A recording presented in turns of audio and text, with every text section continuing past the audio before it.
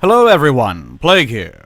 Welcome to another Trifusion series. If you don't know what a Trifusion is, you will soon enough. Otherwise, feel free to check out my prior project, the Trifusion of Bayonetta, Samus Aran, and the Boss. The Balls. Bowls. I decided for myself to do a fusion of 3 Souls characters. That is, characters from the 3 current Souls games. Demon Souls, Dark Souls, and Dark Souls 2. I also wanted to focus on male characters this time around. I asked you, my fans, to tell me who you'd be most excited to see in this series. The response was overwhelming and incredibly varied. Now, for the sake of calming the inevitable fires that will surely erupt in the comments below, I'll explain my reasoning for my decision on what characters to use. As I said when I put up the poll, I wouldn't necessarily choose the top 3. It was merely a way to gauge what had the most interest. When I started compiling the list, and especially after seeing your votes, I realized how many great potential fusions there could be, and how many different themes I could make from them. I also realized how damn popular Dark Souls 1 characters are. The top 3 were all Dark Souls 1 characters. I had already decided to try to get a character from all 3 games in, if possible. Demon Souls especially, since it's still locked to the PS3, has a great number of people that have never played it, myself included. So, with any result, I was going to give some leverage to Demon's characters. In contrast, Dark Souls 2, while having the most recognition, has the weakest characterization of the 3 games. The Pursuer, for example, was the most popular choice from 2, yet the Pursuer itself has no personality, beyond simply being an enemy. I also wanted to ensure that there was a distinct theme. For example, I could easily combine the Pursuer, the Penetrator, and Artorias to create a sort of ultimate dual opponent. I could also combine a Fat Minister with Smough and a Giant Dad to create the most terrifying cannibal sex machine ever known. What was clear was that people fucking love Solaire. I guess praising the sun still hasn't lost its shine. The response for him was overwhelming enough that I decided to go with him as my starting point. There are several themes being made of him: friend, consistent ally, and so on. Lucatiel fills this role in Dark Souls 2 and was also very high in the polls. I also think she's probably the strongest character in 2, although that isn't saying much. The problem child was Demon Souls. I've seen the game played, but without being able to walk around in that world and explore it, it's more difficult to get a gist of who the best candidate is. At first, I decided to not even include a Demon's character, because none seemed to fit. But with a little help from Franz the German spy, and after a few days of mulling, I arrived at a decision. I knew I wanted a theme I knew I would love: tragedy. Solaire, a devout adherent to a philosophy of fellowship who goes mad searching for his own ambition. Lucatiel, a wandering swordsman looking for her lost family but losing herself in the process. And finally, Prince Ariona Allant, otherwise known as Ostrava of Boletaria, the returning prince of the Demon King, who, in his search for his father, ultimately realizes his own failings as a man and loses everything. All 3 eventually succumb to madness or loss of self, and all 3 are ultimately defined as characters by striving for some honorable goal, only to fail and lose themselves in the process. More importantly, they all look neat. Just like the horror of real life. Let's get started then. Take it away, me. Thanks a lot, me. Hello, everyone. As you can tell, the first one that I'm going to be doing is going to be Lucatiel plus Solaire. Alright, let's get right into it. As you can see, I've already got all my reference material. Let's lower the opacity down. I guess before I go into too much, I'll give you some background on some brush settings. I've gotten this as a request before. These are all base setting in Paint Tool Side. I'm using Paint Tool Side, by the way, since everyone always asks. I always explain it every time someone always asks. These are all pencil settings. I use this for my line work now. I use this for my paint brush strokes. For sometimes it kind of depends. I'll use watercolor brush and stuff. But anyways, let's see. Here are my settings. Basically, I just want it set to where if I make very light strokes, it actually looks like light strokes. And if I make very hard ones, then it shows up very easily. That way, if I need something to start out light and become hard, and then, this is all very sexual, by the way, then it does that very evenly. I don't have to worry too much about it. But these are my settings. You can take a look at them here. It should be pretty evident what all these do. Density just controls the kind of opacity of the thing. Like if I adjust this down to like next to nothing, you can see no matter how hard I press, it doesn't go up very high. So I try to keep this, I try to not have it be at 100. I like having them all set at even little rounded things just because I'm anal retentive like that. If you set it to 100, then it gets a little bit harder to control everything. I'm not sure if the quality setting really does much of anything. Edge hardness, most of these don't really matter a whole lot. You can kind of just barely tell, like, the difference. I mean, see, I adjusted that, and you can barely even tell that anything has changed. But take a look at these if you want. Again, here's the paintbrush settings. Let me change this brush size, okay. Then as you can see, this is really made for just very small, even strokes like that. You can go back over it, make it a solid color. That's the reason why the settings are like it that way. Okay, but that's out of the way. Now let's get right into the designing. Let's see. The first thing I'm going to do is just make a guy. Just, you know, it's just going to be a person shape. Even though Lucatiel is a lady, she's a fine-ass lady. Even though she's a lady, all these are going to be male characters. It works pretty well for Lucatiel's design because she's obviously either trying to pass herself off as being male or just trying to wear this creepy mask just to try to get people to stop bothering her. Because obviously I'll go more into the story for each character in the post-commentary. This is all live, of course. But she's obviously trying to make sure that she keeps her distance from other people. She's searching for her brother and so on. But it's obvious also that she has a hard time trying to keep herself away from other people. She really wants contact. It seems to bother her, I guess.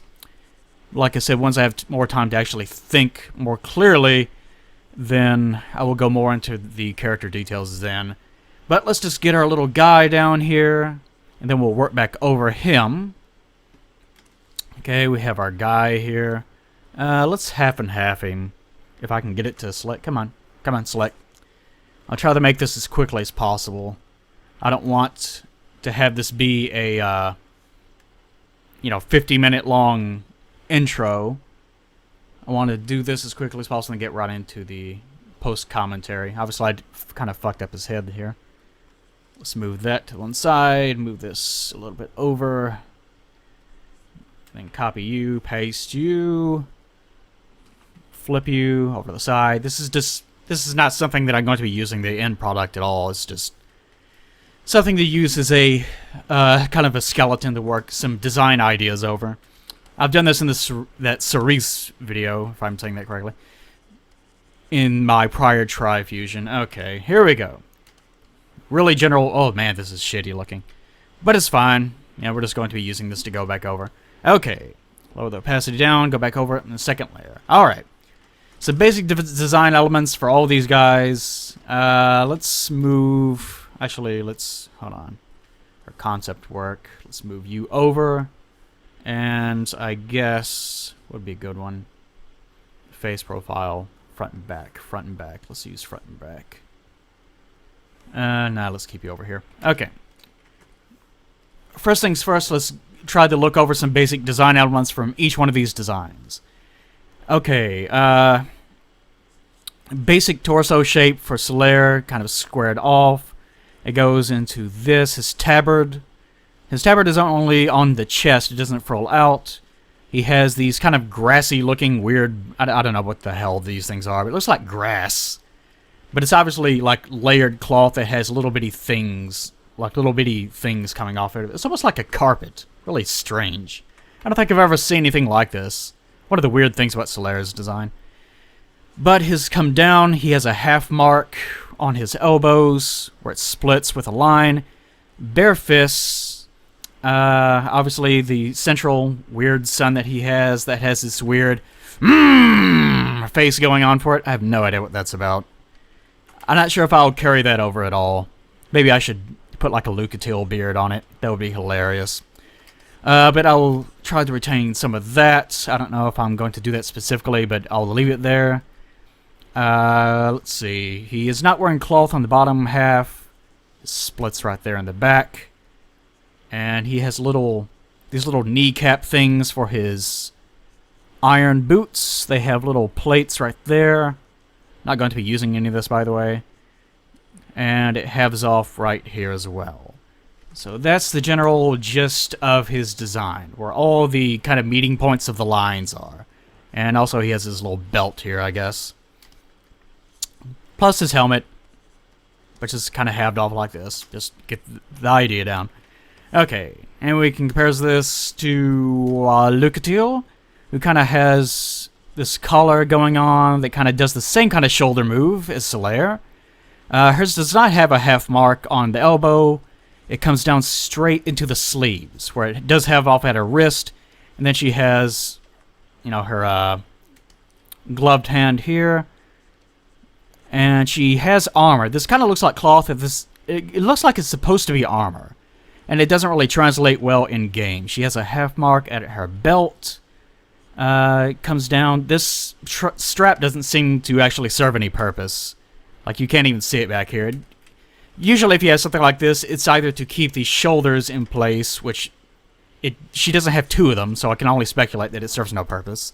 Or it comes off and it's supposed to have like a holster for something. But she doesn't, so who knows. But anyways, she has a V-neck, and of course her head kind of does this. The details of the head I won't worry too much about right now. But as far as the line work goes, it's halved off by her hat, which is the most important thing. And she finally has this one little feather going up in the air. It kind of looks like a spike, to be honest, but it's supposed to be a feather. And she has a bunch of feathery shit on her hats. Okay. And her legs do not really go anywhere, as far as... this is all like negative space in here. She has cuffs on her boots, which is going to be pretty different from this. And the lines on her boots are halved off like this. Okay, because this is where the soles of her feet are. And that's kind of the gist of hers. The rest of this is there's a central line down each side right there. It kind of does this. Kind of has almost a suspender look to it. And that's about it for that. Okay, but that's the general idea of that. So we're going to take these ideas, kind of just have them over to the side. Let's turn off the resources for a second. And let's go back on top of this and kind of get things of our skeleton man. Okay. Let's start from the top and go all the way down, I guess. We want to start with our central ideas first, which in this case is probably going to be the chest and the face. But since the face is going to be so complicated, I'm going to leave that for last. Let's see. Her central lines are down the middle, like so. And his are it's just this open spot right here. So that's going to look a little bit unusual, just to include both of them at the same time. Let's have that off. I also want to include her armor. As you can remember, this is kind of armor. His is a full tabard, so it's going to be concealing all of his armor. So one thing that we can do is do a half thing like this. Back in ye olden times, what they would do, they would come down like this, and it would be halved off at the belt. But none of them have that. I forgot to mention, she also has this... her kind of cape little thing comes down like this and goes over to the back. It does kind of this. It goes at a slant on both sides. So with this one, I think what I will do is I will have this, since his does this, like this little V shape, I will do a half and half. I will include that and have it come back over to the side like this, then have it curl back around. That way we're getting both elements of the design in at the same time. And of course they both have little belts. Should I include this one? I don't know. That may conflict. I'll include it, and I may not even use it later on. But it will be there just as a reminder. And as I recall, these kind of taper off a little bit. And so does hers, although hers look more like little bitty furls. So I'll just do a little reminder move just for myself there. She has cloth and he has metal. That's going to be an issue. What I could do, I can make it chainmail, or I could just do a half and half, which I think I will do. Just have it be cloth, and then it comes down. How should I handle this? She has boots down in the 3/4 range, and he has armored boots that come up to the half range. Maybe I will do another half and half, and just have it be full half leather boots. Although, what I could do is just have some metal plates, like on the front. I'll work that out later and to finalize it. But the basic gist of it is that we're just looking at lines right now. Like, where do the meeting point of the major points of the design end? And that is here, here, here, here, that sort of thing. That's the only thing that we're really wanting to concentrate on here. Not details. Don't want to get in too deep. Let's see. I don't think I'm going to include this belt right here because that'll conceal too much. Because I do want to have something central right here. Oh, the shoulders are going to be kind of a pain in the ass. Because she has these raised kind of pop collar look, and he has this sort of grassy bullshit on his shoulders. So, how do I handle this? Most of the problem with these early design stages is going to be problem solving. Just trying to get things to look nice. Or have the idea be solid. Like, the problem with designing, combining any two characters is that they need to look like a new character entirely. It can't look like Solaire with some Lucatiel shit on him, or Lucatiel with some Lucaire shit on him.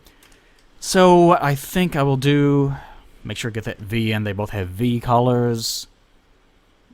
Go ahead and get the neck in here. Maybe I can raise the collar up. Actually, hold on. Maybe I can raise the collar up here. And have it like be something that's suggested as being under the tabard. And then, since this is popped, I want the edges of this to be raised fairly high. So maybe we can do like this number. And I'll probably change this from being green so it doesn't look so grass-like. I may keep it, I don't know. It depends. The color theory is way, way off. But have it to where it looks sort of popped up like this. That way he looks extra fabulous. Just amazing. Okay, and this one... Again, he has a half and she has 3/4. I mean, we could always just do like... Yeah, okay, we can do that. And he actually has bracers down here. So we can do that. We can have bracers and then come down into... He has bare fists and she has a glove fist, so let's do half and half. And have it be fingerless gloves. Fingerless gloves are nice. They don't really make much sense in the context of a knight, particularly. You wear fingerless gloves if you want to manipulate something, but at the same time you need gloves to protect the palms of your hands. Whereas, obviously, if... It doesn't make any sense that he doesn't have any gloves at all, but, you know, whatever. Let's see. This can either be cloth or it can be chainmail. I think I will have that just be straight cloth, because that makes more sense if I'm going to do this pop collar thing later on. But for the time being, I'm not going to worry too much about that. You notice I'm not redrawing the same thing on both sides. Because, again, this is just for reference later on. Okay, the final bit. The final bit for all the line work is going to be a bit more problematic. Let's turn our resources back on. Where's... No, not like some concept. Let's move you out of the way. Turn our mask layer back on. Move you back over here. And... Yeah, let's work down here. How's this going? Okay, I don't need you anymore. Let's just make you some random thing so I know to merge you later. And this is going to be the biggest problem. Because these are radically different in two different ways. And she has the hat that's having off the lines here above the eyes, and he has absolutely nothing. They both have feathers, thank God. Little feathers here. And she has a very detailed kind of face. Here are the primary lines here. The nose is obviously one. The eyes comes down like this. And of course, like this. So this is kind of the lines that we're trying to keep a lookout for. And with him, his lines are like this. Kind of does this number. And his kind of looks... It kind of does something like this. Okay, so we got to combine these two. And this is going to be the big problem. Let's get rid of that. Also, her visor kind of eyes kind of do this number. And his have nothing. So, the easiest way to do this probably is... Since his is facing me and this one's facing me, I'm just going to work over him. Let's do this. Maybe I can get away with this. Again, this is just a reminder. How this is actually going to work in detail is something we'll worry about later. I don't want to do a full, like, realized painted face. By the way, her design, her file name is named, it's like Lucatiel / Don Quixote or something.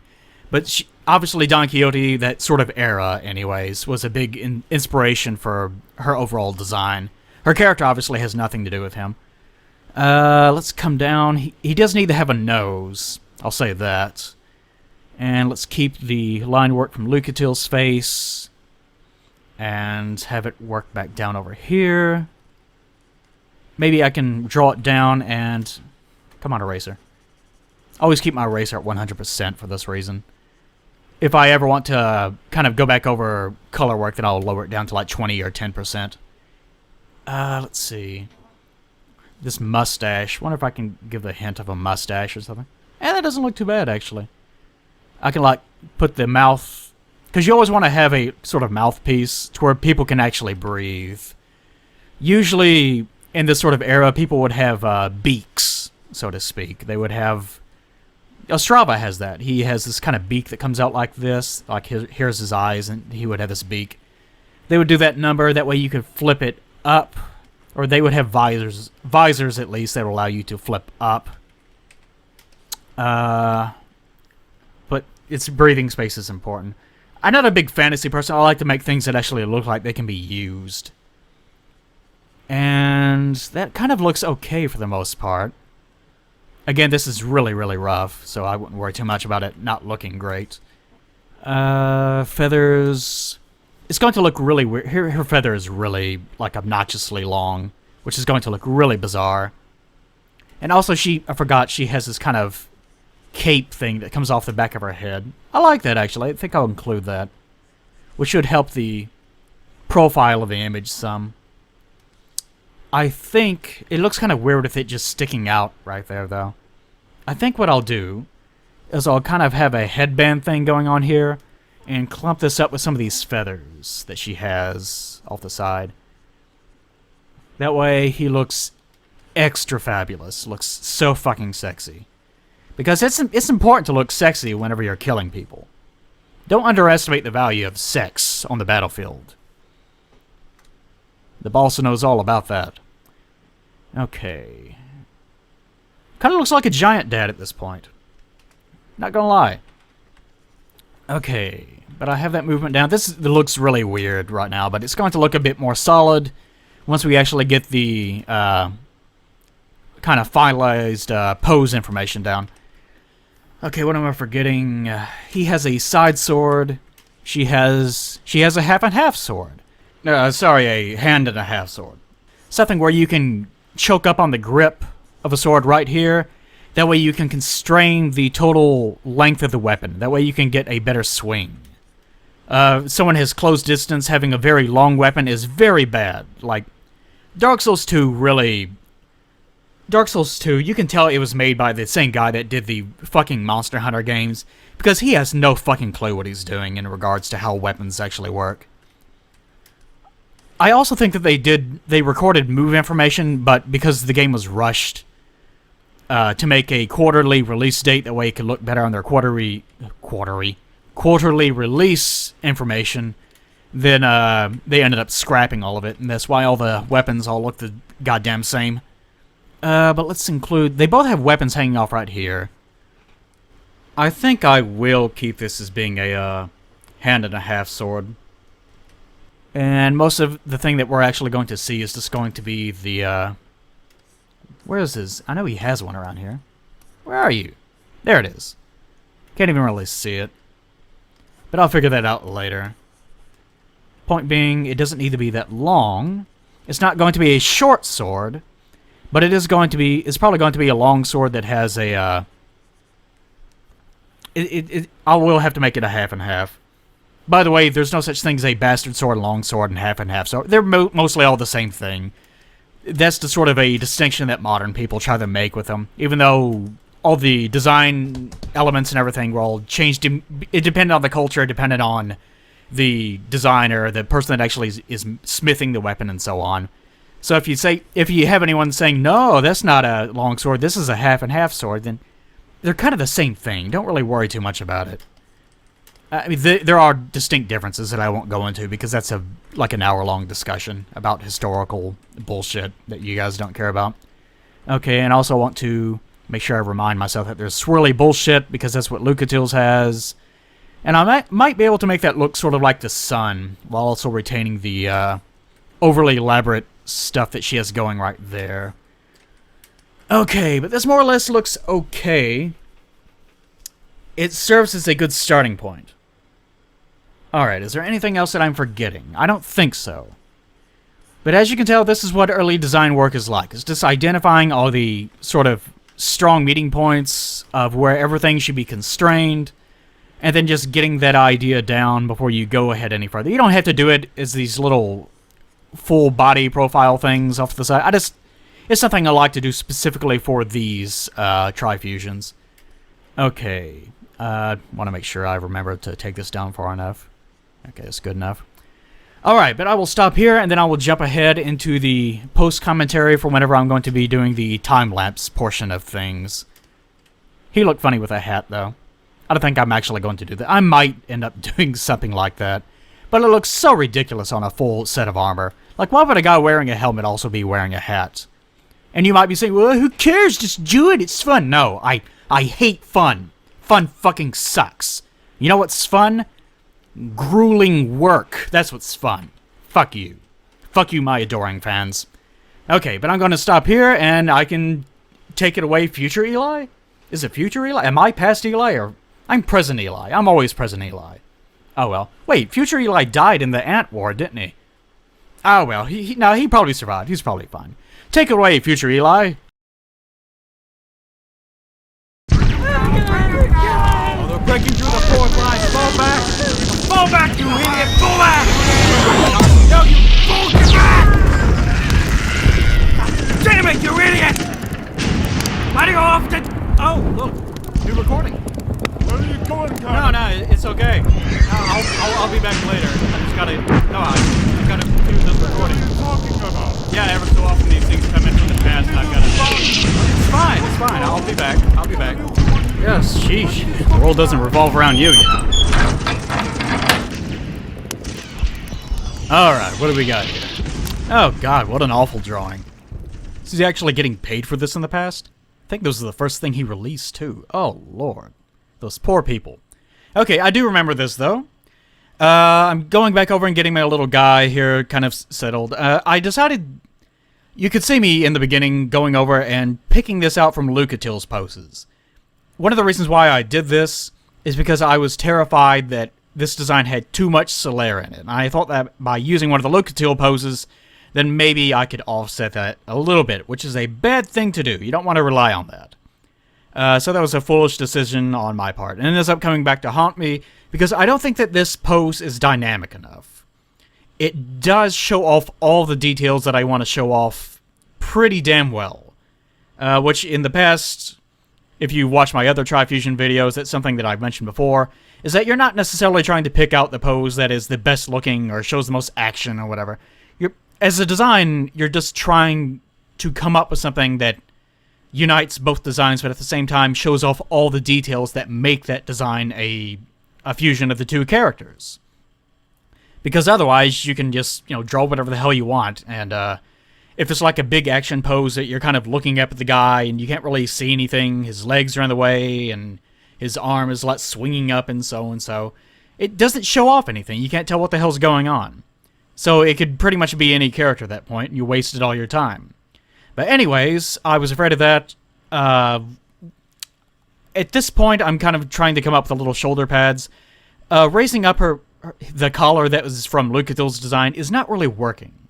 And I was trying to make sure that Solaire's little puffy grass things on his shoulders were raised up to sort of look like that, but that didn't work either. So what I eventually decided was, you know what, fuck it.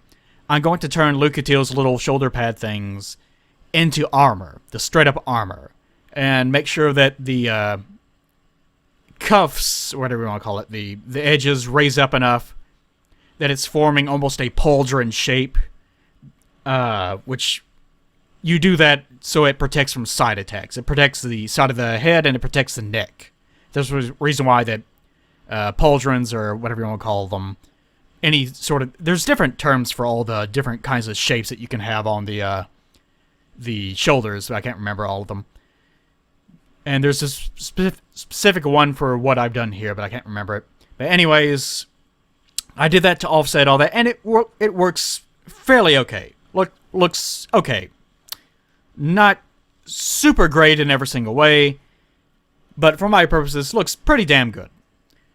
With the overall thing that I'm doing here, you may be able to tell, especially whenever we zoom out, but it's all tilted slightly to the left side. Like, his feet are way over to the right, and the rest of him is kind of swerving over in a curve to one side. That's because whenever I was drawing this, I didn't notice, but my monitor had been very slightly tilted by just a little bit, and that made me kind of fuck up my angle.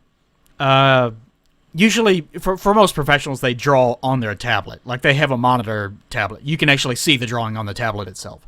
So you don't really have that problem. But me, I don't have one of those yet. They're fucking expensive. Holy shit, are they expensive. Won't be getting one of those for a long-ass time.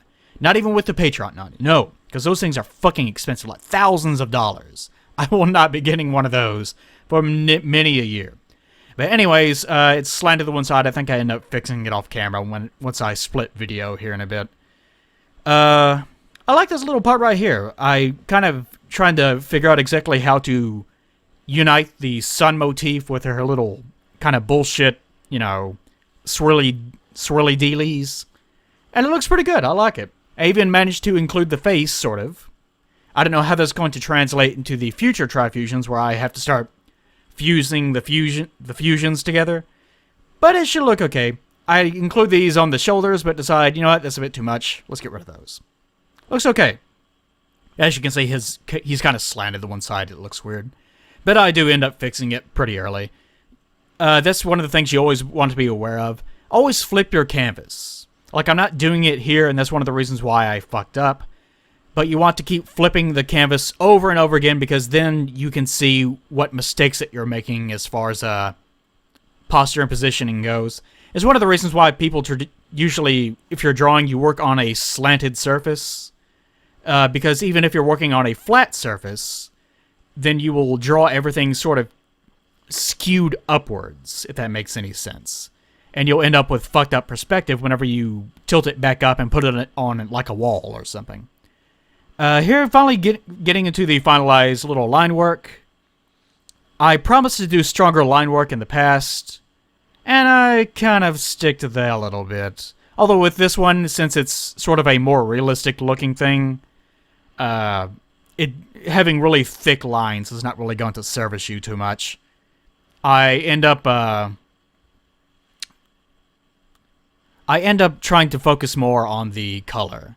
One thing about the original artwork of the Dark Souls and the Demon Souls characters is that it's more painterly. Like, they tried to aim more for realism. I could do that, but doing a design like this would probably take several days, probably more like 2 weeks to get it down appropriately. Because one, it does take a lot of time, and two, I am not that proficient at it because I don't do it that often. The last time I actually tried to do it was back whenever I think IGN was holding some sort of Dark Souls 2 contest, and I decided, you know what, I'll try my hand at this. But then I realized, you know what, I need to get this cartoon finished, and I ended up deciding, you know what, just forget it. So I never actually completed my design in that project, so I never sent it off.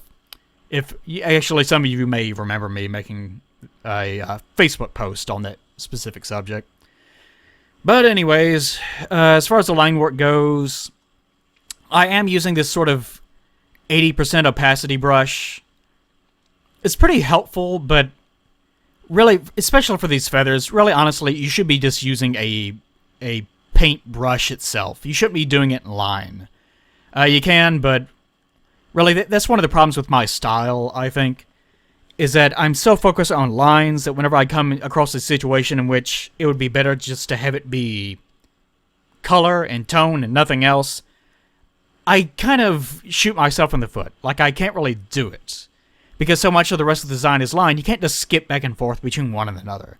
Like, you can't just have the feathers up top be this almost, photorealistic thing, and then the rest of it be this sort of loosely anime-inspired, demi-realistic, but not really realistic thing that I do.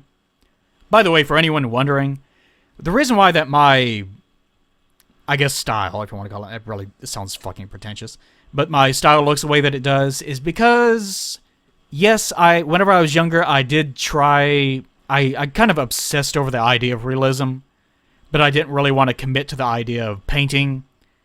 So I ended up doing a lot of detail work. Like, all my really old stuff is really obsessed with making lots and lots of tiny little bitty lines all over the place. So I'm very, very line heavy and very experienced with the line work. At the same time, I was influenced rather inappropriately by things like Dragon Ball Z. I watched the shit out of Dragon Ball Z to my own detriment. Don't watch Dragon Ball Z, kids. It's not good for you. So, like, especially in the face, there's a lot of this sort of angular, like, everything is kind of hard, straight lines that kind of edge out into hard angles and things like that. That's because of Toriyama. And I've tried to get myself off of that for the longest time. And I can, but it's a little bit more time-consuming, and it's kind of out of my safety zone, so I find myself kind of retreating back into it from time to time. Especially whenever you're drawing Saiyan women. But, it looks fine. It's fine. Doing my little belt moves here. As you can see, I've mentioned this before, but usually what I'll do is I will complete sort of one section on its own layer, and then erase anything under it, the long layer that's under it, and then I'll merge them down, and then I'll make another layer if I don't use the pre-existing one, and then I will start on whatever is on top of those line works. Like, for instance, I was drawing the belt, and I wanted sort of those little belt loopy things where you actually put stuff inside, and I put that on top of another layer, draw those, go back down to the layer under it, which is the belt itself, and erase any lines that would be conflicting with it that would look unnatural, and then I merge the two back down. That's probably the easiest way to draw digitally as far as line work goes. This is going to be really confusing to try to explain. But there's different kinds of ways, different moves that you can do in line work that is kind of... It depends on style to style. How do I explain this? Like, I'm doing the pants here. I'm doing the pants, and I do, like, these very soft kind of curving motions to imply that's where the fabric is going to be folding. You can also do, like, very hard straight lines. You can do almost no lines at all and use entirely nothing but paint. Tone, I should say. Or you could do, like, very strong angular lines that completely dominate the entire image. It's completely up to you. There's no real right or wrong way to do this. This is all obviously just my style. It's just how I normally draw.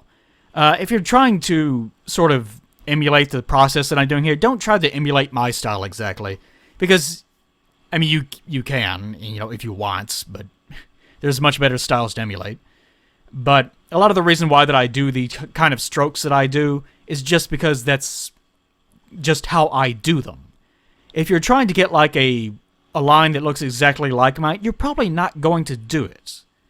Because that's not how the human body works. Like, you can tell an artist's style sometimes by their stroke method. Like, what kind of move that they do on paper. Like, you can tell because their hand is positioned in a very specific way. They're applying a very specific amount of stroke pressure. And it can be pretty easy to define what exactly a person's style is just from that. But that is less true in the digital format. Because we're all working the same medium and we're all using kind of the same brush settings. We're all using the same kind of tools and stuff. A lot of styles end up melding together. I mean, I've had my stuff mistaken for other people's all the time. And I have had other people contact me before and say, hey, people think I'm you. And I've had other people accuse me of being some other people. It happens so fucking often. Especially the more infamous you end up becoming. The more popular you are, the more people are going to try to identify you elsewhere. The only stuff that I actually have is like DeviantArt and Tumblr and this. And that's pretty much it. I can't really think of anything else, I guess. None of the TG-Chan stuff. But that's just like a few drawings and the quest stuff that I've done. But that's it. So if you find anything else that's outside of it, I guess it's probably not mine. Although there's been like one or two things I guess I've done. But anyways, as far as recognizing styles and creating your own styles, just be aware that in some ways it's going to look exactly the same because we're all working in Paint Tool, Sci, and Photoshop and so on. But in other ways, you're going to be identified by what kind of stroke method that you actually have. So if you can't get it to look exactly like mine, don't worry about it, because this is just me. But at the same time, if you notice, hey, this kind of weirdly looks the same, it's because it's in Paint Tool Sci and you're also working in Paint Tool Sci. So naturally it's going to look kind of similar. Anyways, whenever you're doing your color zoning here, one thing that I like to do is to, of course, work to my own layer. And I also like to draw in darker colors, because then you can see what you have not colored in. Because you don't want to do like a very light yellow, because the thing that you're trying to color in is light yellow. And then realize once you're kind of done, oh, there's stuff on a layer behind it that's showing up that shouldn't be showing up. And you realize, oh, it's because they're tiny little bitty dots that I never filled in. So, you know, whenever you're doing this, the easiest thing to do is to work in something like a black or, you know, a dark blue or a dark red or something. And after you're done doing that, just preserve opacity, go back over it with one stroke from a brush, or, you know, use your saturation tool to kind of move things up and down until you get the color that you want, which is what I love doing that, because it's so easy to figure out exactly what it is that you want. But what I want right now is have a drink of this Powerade, which we still have in the future. The ants haven't gotten it yet. There's not enough sugar in it, I guess. They got the Cokes really fucking fast, though. But I guess one of the major points of the pose that I was trying to get across is whenever you're coming up with a pose, especially with Trifusions, you're trying to come up with something that makes sense for both characters. Like, Solaire is obviously a very upbeat, but kind of at the same time sorrowful guy. And Lucatiel, on the other hand, is a real fucking downer most of the time. Although ever so often you'll kind of catch her off guard and she'll be pleasantly surprised by that. She's obviously someone that was very good-natured in her prior life, and now not so much. Now very serious, very driven for one singular goal. I guess I'll go over their individual backstories, because I guess there's some people that may be interested in the drawing itself, but don't know anything about the characters. I'll go over Solaire first, since he's probably the most obvious. But Solaire, a character from Dark Souls 1, he is... Let's see the best way to explain this. He's basically sort of a... He kind of represents other players. He represents the cooperative aspect of multiplayer. He's trying to help you. He gives you a white soapstone, which is a multiplayer item. He is always the one that shows up to help you in boss fights if you want to summon him. He's generally a very nice person. You can go look up his dialogue and everything. He's always giving you advice and encouraging you to keep going. It's like, oh, fancy meeting you here. And of course, his infamous, what did he say? If I didn't know better, I think that you have feelings for me. That sort of thing. He's a very fellowship-oriented guy. He's obviously obsessed with the sun. His motivation for being in Lordran is that he is searching for his own sun. And that's sun with a S-U-N, by the way. There's no like thing there. He's not looking for his like, so, it's a duality. Is the sun and the sun? No, it's just literally the sun. And sort of the metaphor of that is that he is looking, because that's a common theme in Dark Souls 1, is this idea that everyone is searching for purpose in their own life. And with him, he is searching for his own individual purpose in life. He is spending all of his time and energy with this Covenant of the Sun sort of thing, trying to help other people, trying to make sure that other people's lives are improved. But he has not really committed much time to his own life. So he's trying desperately to find his own meaning. He's someone that is putting so much effort into everyone else that he has not put any effort into his own life, and as a result, he's someone that's kind of sorrowful because he doesn't have any real joy in his own life. Other people may have other interpretations of this, by the way, but this is mine. But he's sort of depressed in that state. He's someone that should be looking out for himself a lot more than he is, and he's just not. And eventually that drives him mad. He doesn't go hollow like most other players do. He just straight up goes crazy. And he goes crazy because he keeps fighting through all these areas with you, kind of following your own progress. And eventually you get to Lost Isleth, and he's really downtrodden. He's just completely depressed because he tells you, am I never going to find my own son? Am I never going to, find my own purpose in life, my own joy, my own son? And the next time that you find him after that point is going to be if you kind of go backwards along a secret path that you can open, and he will be there with the sunlit maggot on his head, which is it's a helmet you can get from killing a very specific enemy, and that has warped his mind. It is now in control of his own mind, and he has completely lost himself to the will of this little bitty creature, and now he has nothing. Like, he has completely given himself over because he was unable to find his own purpose in life. That's who Solaire is. You can rescue him, by the way, if you take that secret path. You also have to, this is a point that people get confused on, you also have to beat the centipede demon before you proceed, or else it doesn't work and he won't show up as a summon in the final boss fight. If you've ever wondered why it doesn't work for you, that's the reason why. But that's Solaire. Lucatiel, on the other hand, is searching for her brother. By the way, this is how you draw a circle. Circle! What you do is you use your mouse, you click, then you hit the N key, which is going to rotate your canvas. Then you click again, you just keep doing it until you come up with a circle-like shape. That's how you make a circle. Some people have said that they learned this from my videos. Some other people still message me and say, how do you do it? I explain this pretty consistently, but it's one of those questions I always get that people never seem to know that I've already answered. Anyways, Lucatiel is searching for her brother. She is searching for her brother because he vanished.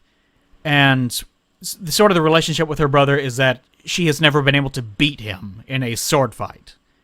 He's always been better than she is, even though she is obviously very accomplished. She is... The moment that you meet her, she tries to push you away. She tells you to go away, she wants nothing to do with you. But it does not take too much for her to be convinced that you're someone that she wants to talk to. Because it's obvious, it seems obvious to me anyways, that she's kind of starved for real human contact. And of course, you very quickly learn that hollowing is a big problem in her life.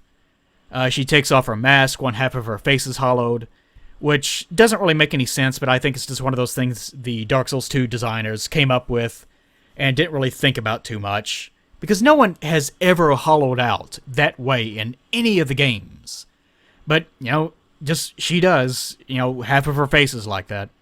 And she gives you a human effigy and sort of jokes, I don't know what it's for, which Pat, for some reason, thinks that means that she really doesn't. But to me, it implies that she does know what they are. She's just joking with you, saying, I wouldn't know what this does, ha ha ha.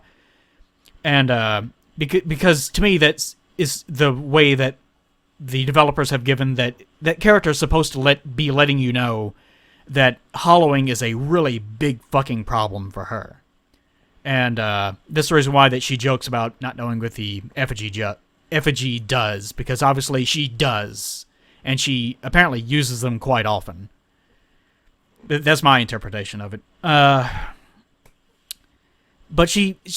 one of the sort of tragedies of Dark Souls 2, I think Lucatiel is probably the most developed character, but they don't really push what it is exactly. I got a phone call right there. But one of the problems with it is they don't really push the biggest like lines that she has. Like, depending on where you made it, usually people get this sequence in Black Gulch, usually is whenever they get these lines. But she says that if, killing you could reverse the thing and end her, the curse, then that's what she would do. That's how far gone she is. That's how desperate she is to retain her sense of self. And more specifically, that maybe that's what the curse is. It's the idea that we are born wanting for things that we don't understand, that we can't necessarily have. And that the more that we strive for these things, then the more cursed we end up becoming.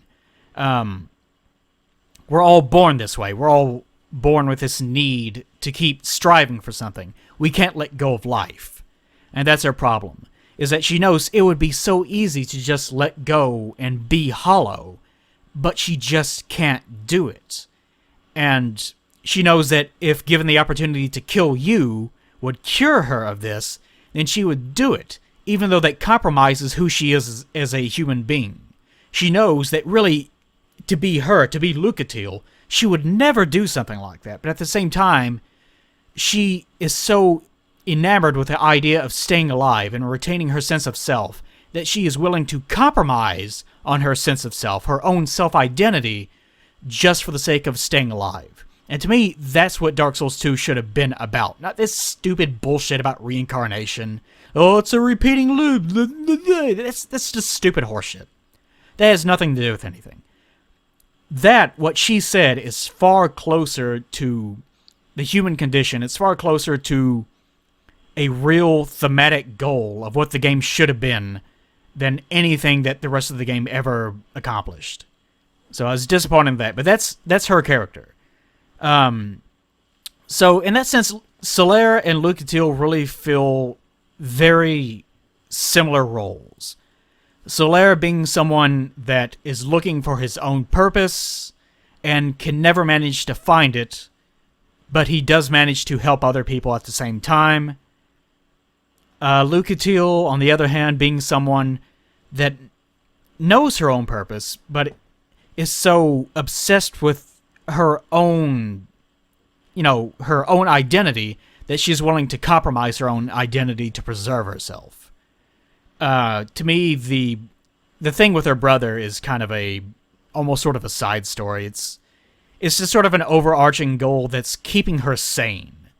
And, of course, the very last time that you meet her, she has kind of an anticlimactic ending.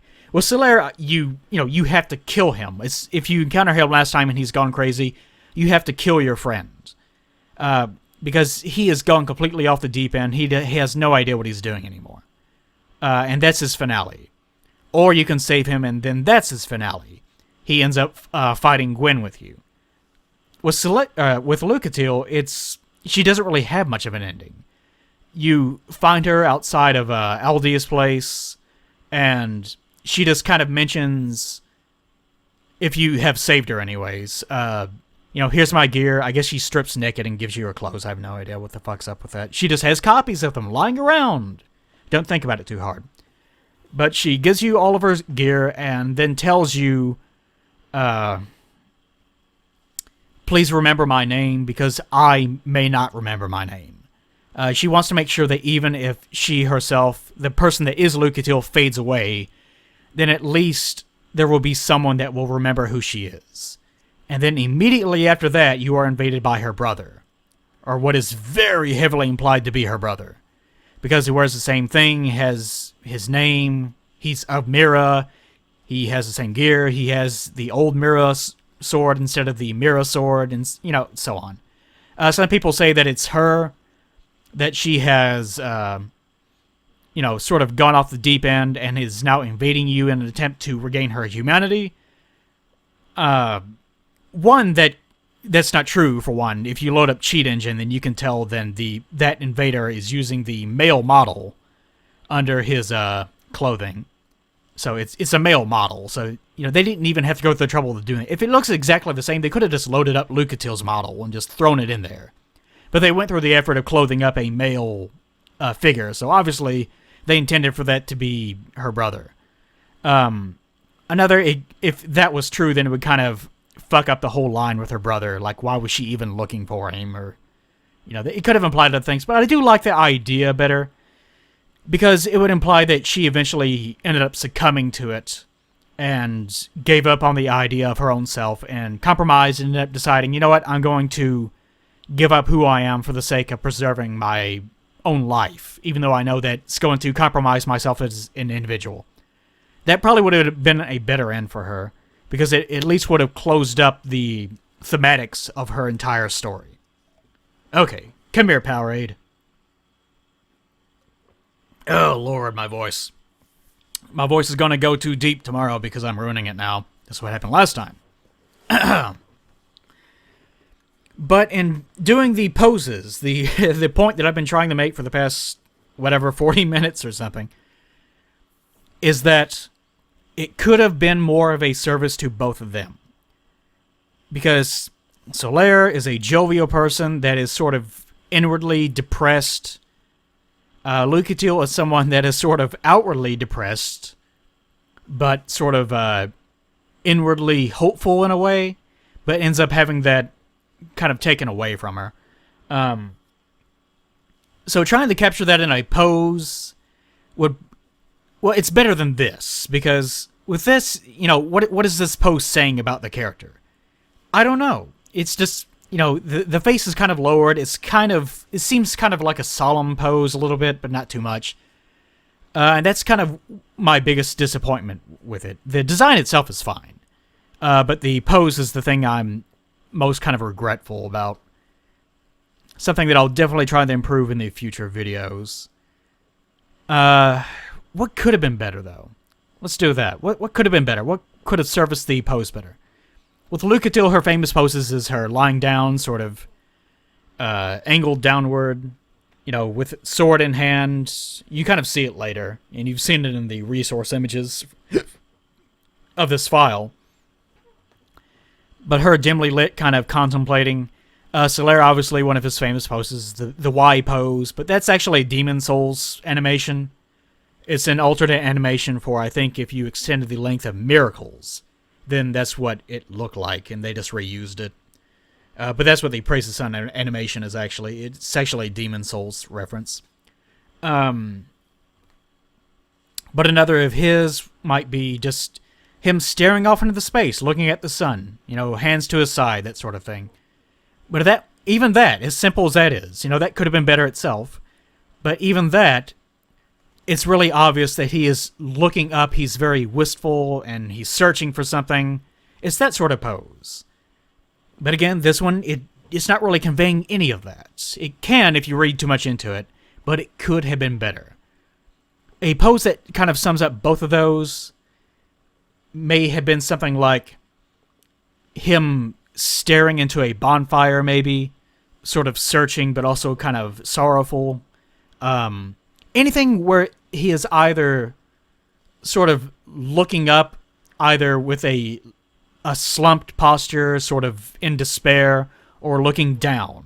But I did the worst thing possible and had him look straight ahead, which is great for showing off the details of what exactly I'm trying to do with the design and everything, but not great for the character. Not that this is the best painted thing ever or anything like that. This could have been so much better. I kind of started out doing this thinking, you know what, I'm going to make this as painterly as possible this time. which I ended up not doing. Because the thing with doing that sort of painterly look, especially that the original Dark Souls concepts have, is that you don't really see many details, and again, I'm trying to show off all the details. So it's one of those goals that I keep trying to improve on, but it's such a baby step sort of process that it's a real struggle for me to try to do both of them at the same time. What I'm doing here, I might as well actually mention what I'm doing. But aside from the feathers, what I was doing was I'll say this way. I'm doing the shading by using one layer, which I normally don't do. Normally, I preserve the opacity on the color zoned layers that I have created, and then I will just go over those until I get what I want. This time, I decided to do it a little bit different, and what I did is I just wanted off all the sections, and then inverted that, and then worked to that one shade layer. And since I already had the color zones wanted off to their own layers, that means that I can kind of go back and change the color of that individual shaded area anytime that I want. It kind of works the same way, but not too great. But anyways, I do that on one shade layer, and whenever it isn't quite dark enough, I just went over to another shade layer and just worked back over on top of it.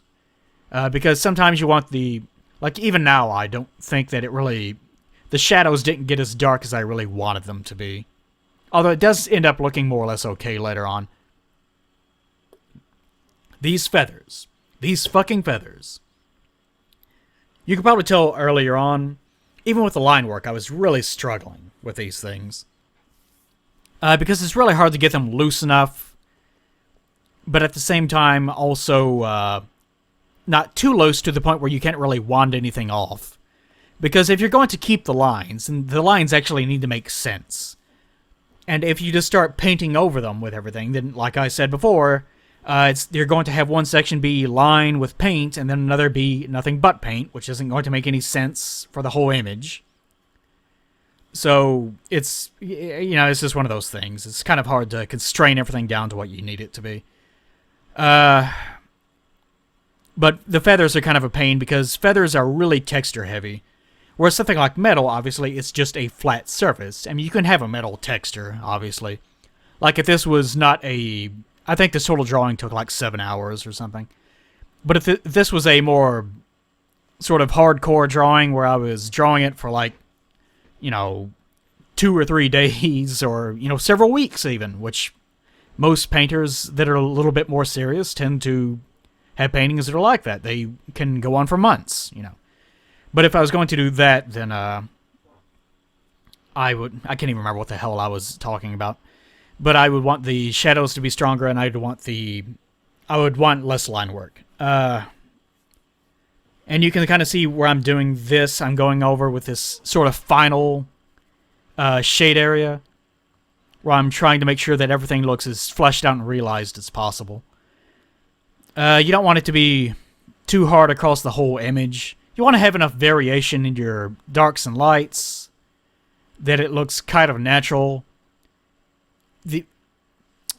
I'll say this. If you're doing realism, usually the best way of kind of achieving that in your tones is to have very stark whites with very stark blacks and a very strong light source, because that's going to be very, very forgiving. It doesn't sound like it should be. It sounds like if you tried to do everything more or less even, then it would be more forgiving, but no, not with realism. Because realism is all about tones. If you have things be too close together in grayscale, then it looks very, very fake. Because that's not how natural lighting works. So the thing with what I'm doing here is I'm trying to pick out areas that would look good enough dark, but not too dark to the point that I'm actually obscuring the line information, because if I do that, you wouldn't be able to see any of the details, which would mean that the overall design wouldn't really make sense from a fusion. Otherwise, if this was not a fusion, I was just doing a straight drawing, then I would love to have half the thing just be black and half the thing just be total white, with little bitty hues and stuff in the middle. That would be great. I loved to do that whenever I was younger. But not going to do it for this. Not going to do it for this. But I am kind of finishing up either way. Although I say that, but the finishing up process still takes several hours. It doesn't really seem like it's going to be that complicated. I mean, my style really isn't that impressive to begin with. Like, I obviously, especially these days, have focused so much on things like animation that it's kind of shot me in the foot as far as painting goes. Like, I'm not as experienced doing this as I should be, as I've said before, and I'm sure you're all tired of hearing it. But even though this is not like a hyper-realistic looking, like, I've seen some people post their art, and it is just fucking amazing. Like, I would love to be able to do that, but I haven't learned how to do it because I haven't put forth the time and effort to do it. And I'm probably also not using the correct settings and so on. But even with this style, this sort of much limited style that isn't obviously anywhere near as realistic, even getting this kind of fully fleshed out takes a long, long amount of time. For someone that's used to doing it, you can actually paint realistically very, very quickly. Because in a way, it's actually easier. Because again, realism is all about tones. You don't have lines. You don't have lines in realism. Everything is light and dark. It's how light is hitting surfaces. That's all it is. And the thing with doing realistic, speed painting is that you can insinuate lights and darks and hues very easily if you know how to do it. Like if you've ever seen, this is something I would have to demonstrate whenever I'm actually drawing. Maybe I'll think about it later. Probably not. But like if the canvas is white and you see these images where you can just sort of make up the eye and that's it on one half of the face because that side of the face is completely blended in with the pure white background, that's insinuation of tone. And that makes it really, really easy to insinuate realism in the right conditions, which is sort of what I'm doing here. You notice that like the shine of the metal in some places and the shine of the cloth in some other places is very, very white. That's sort of insinuating realism to some extent. Obviously not with this style exactly.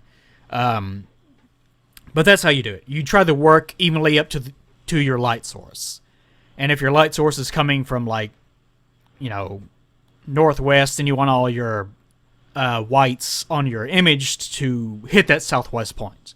Especially on the edges of the body, so all the lighting looks fairly natural.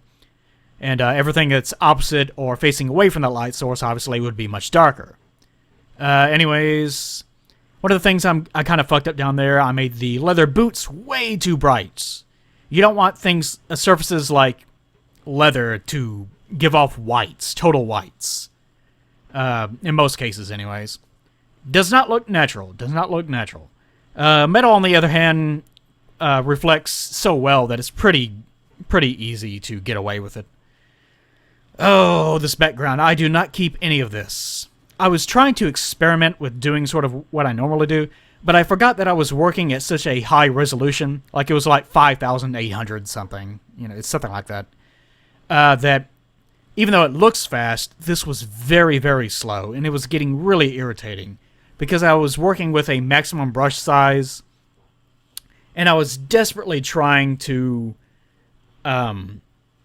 get all this area filled in and make it look natural, but the computer was just not having it. It was running so slow that I couldn't really do it fast enough. Oh god, this fire.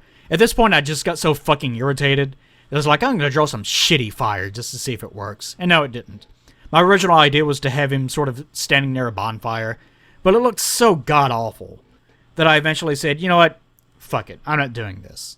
So what I ended up doing is just, everything that you see here, I just end up scrapping it, which should happen just about now.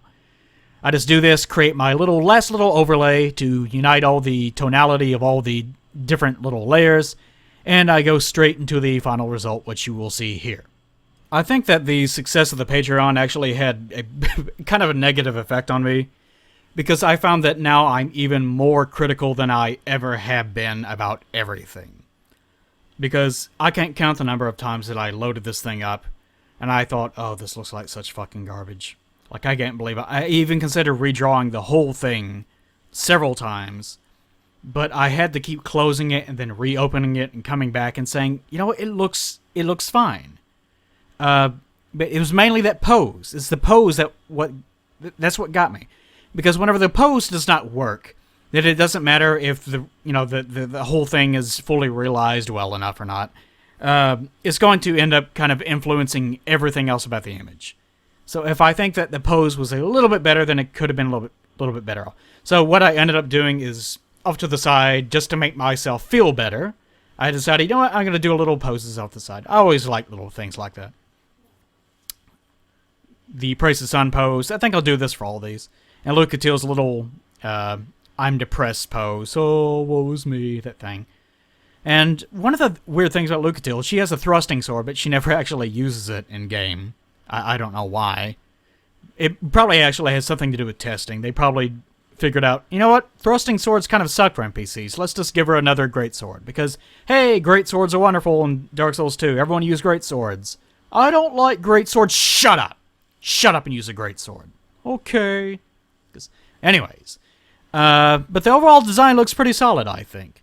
It probably could have been a bit more rendered a bit better. Like I said, again, the Patreon thing is probably warping my head, and it probably looks fine. Although, if you say in the comments below, yeah, it looks like shit.